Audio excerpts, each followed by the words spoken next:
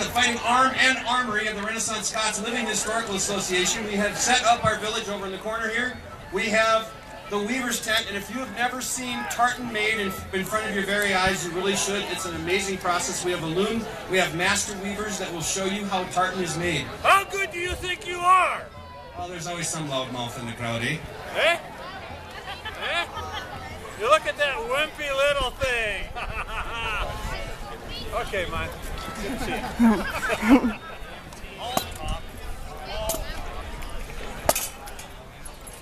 That was silly. Ladies and gentlemen, the Wolves of Dunvegan!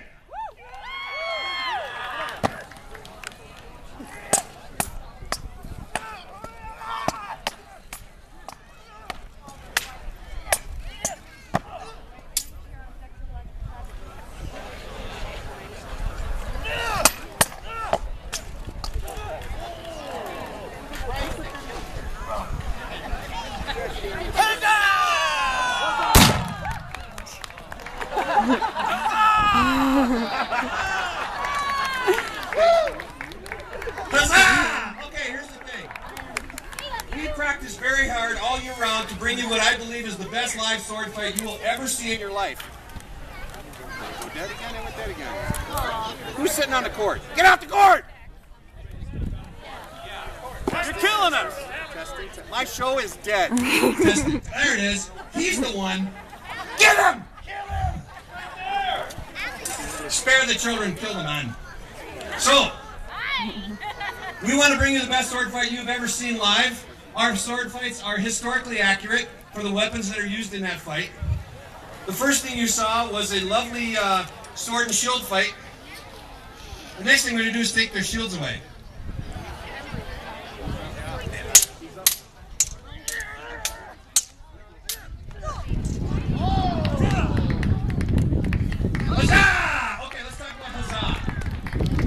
What we would like you to do, if you appreciate the show today, if you appreciate all the hard work that we've done, it would be really nice if you would yell, huzzah, when somebody dies. Let's hear it.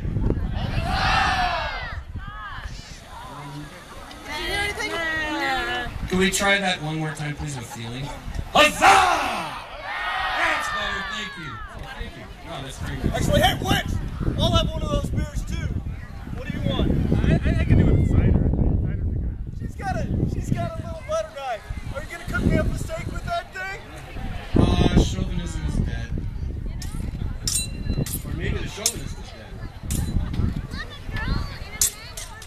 Ah!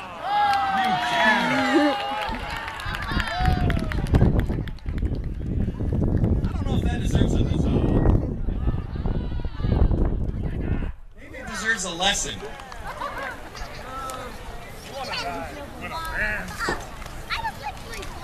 You think you can teach me a lesson, Dave? Somebody's gotta. I think I'm gonna break your teeth. Ah!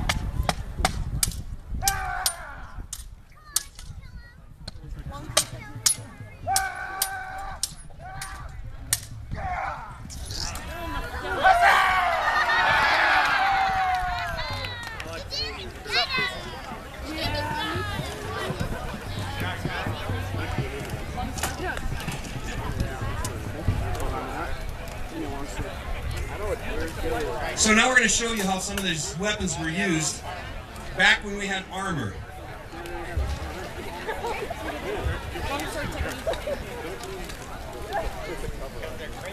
So the longsword was actually a very, very versatile weapon.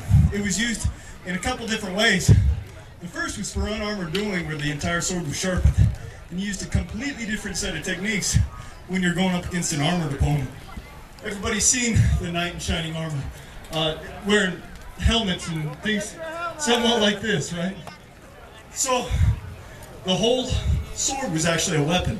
When they were fighting against armored opponents, they would end up sharpening like the last 18 inches of the blade rather than the whole thing. They then used the entire sword to fight with their opponent. And we'll just kind of illustrate a few of those techniques here. So Dave's using what's called a reinforced block. By choking up on the sword, he can then move in on his opponent using that guard to knock her weapon aside. He's then got the pommel to use for a strike.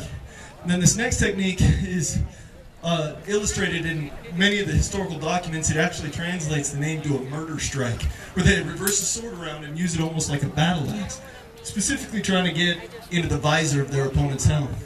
You can then use that guard again to disarm your opponent. You got that mean pommel strike again.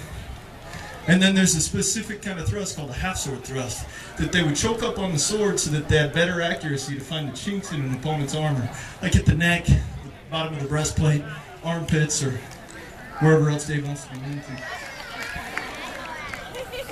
What's up? No one's high. Hand me a please.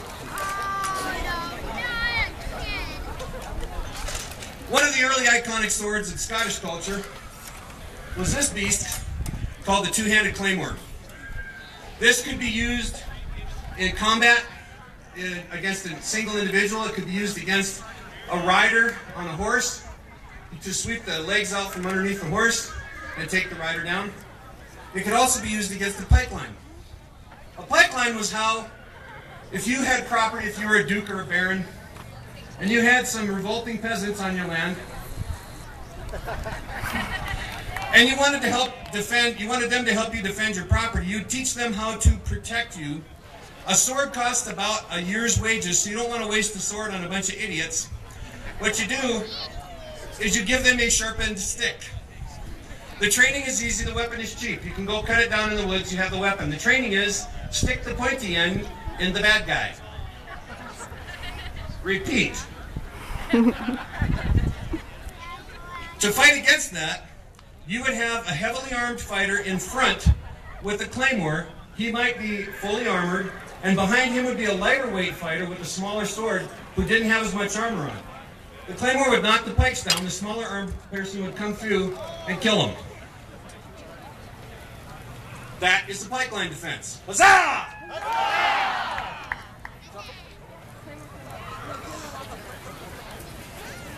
Heavy kickstep.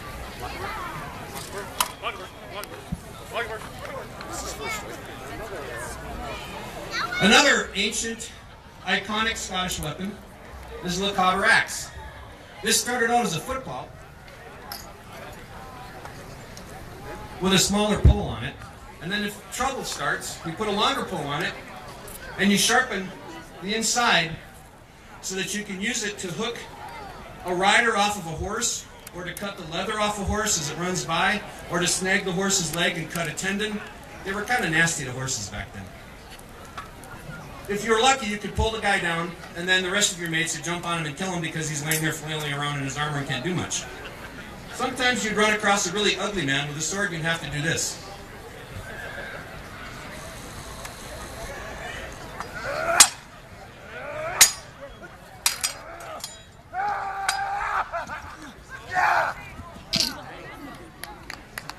Struggle for your life!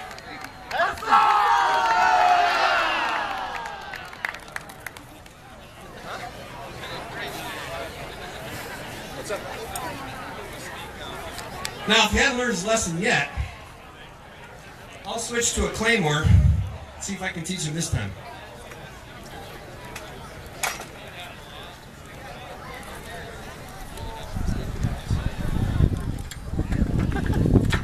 Round two.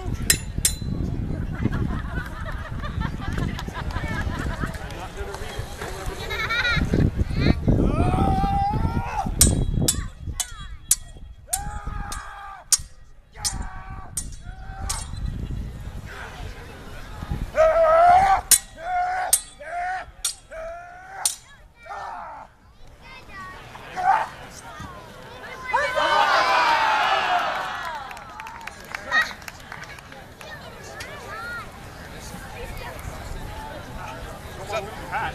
You might get cold. What's up?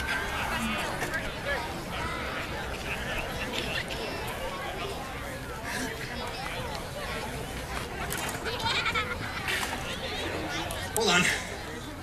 I'm getting too old for this. With the advent of firearms, the two-handed claymore kind of got outdated. You can't stop a bullet with a sword. You can stop a bullet with a shield. The Scots called theirs targies, and they like to put things like spikes on them sometimes. And sometimes they had a little surprise inside. Kind of like Cracker Jacks. They would take a broken end of a sword and make it into a dagger called a dirk. This was helpful against another fighter because you could bind his blade up with the spike, move it out of the way, maybe give him a surprise in the face, or hit him with your sword.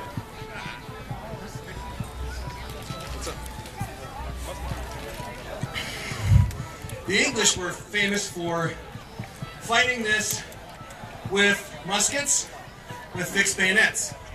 They would have rows and rows of very well-trained soldiers. Let's get a couple well-trained soldiers. So we need some well-trained soldiers. We need some volunteers to be Englishmen on the musket line. Who do we got? Here's one. We just need two things. Hold on. Hey. Hold on. We'll get a kid here. Let's get a kid.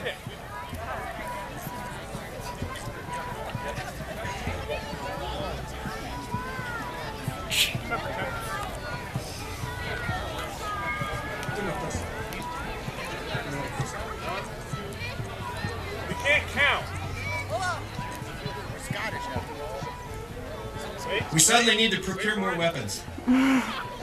What happened was, Bonnie Prince Charlie, who'd been in exile in France, decided to try one more time to retake the throne of England and combine England and Scotland under one throne. They got as close as 60 miles away from England. They were routing everybody on the way down there. The French were supposed to help by sending in a fleet of infantry off the southern coast of England. They kind of let it leak so that the English would put their entire army on the southern coast of England. Then Bonnie Prince Charlie swept down from the north, encountering very little armed response. The only problem was the French never showed up. Big surprise. And there was a double agent in Bonnie Prince Charlie's army. This reads like an old novel, doesn't it? Bonnie Prince Charlie, being 60 miles away from England, decided it was too close. There was something going on, there was something happening. He thought there was an ambush, and this double agent said, yep, there is. The entire English army is just a few hills over, and you're going to get wiped out if you go that way. In reality, there was nothing standing between Bonnie Prince Charlie and London. Back then, you take the capital of a country, you win the country. So they turned around and they went back north. They made it all the way up to Culloden, a battlefield in Scotland, where they had an infantry line that looked like this. The Scots came through, and typically what they used to do against an infantry line like this was when you fire one of these guns, there's a flash in the pan. Then a second later, there's an explosion inside the barrel that would propel the bullet. When you saw that flash in the pan, you drop down. Kapow! You'd hold your target up so the bullet would bounce off. Then you'd stand up and you'd charge the line. This is the Highland Charge.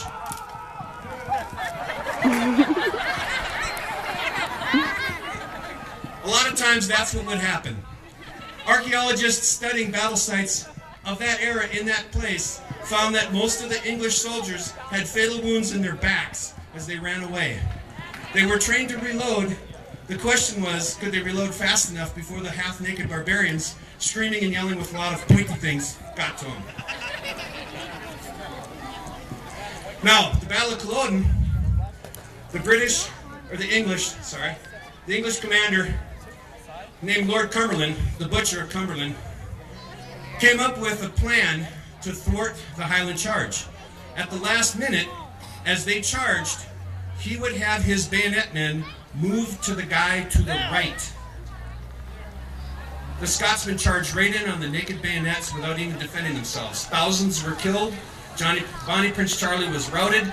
He escaped by dressing as a woman and went back to France. Let's hear it for our volunteers! Huzzah!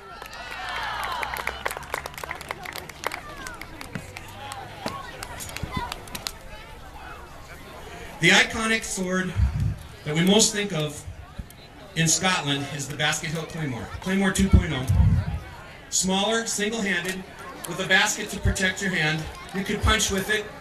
You could do all kinds of fun things with this. Sometimes you had duels.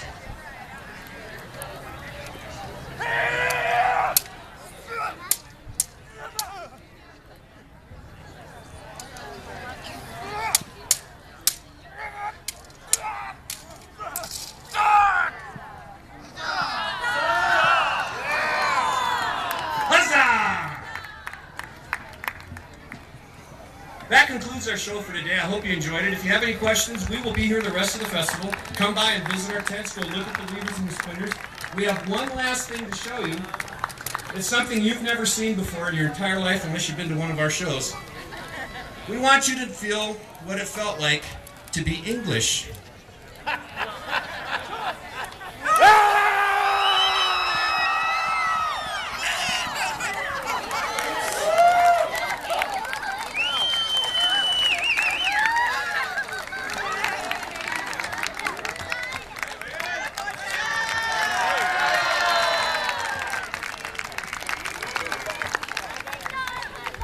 The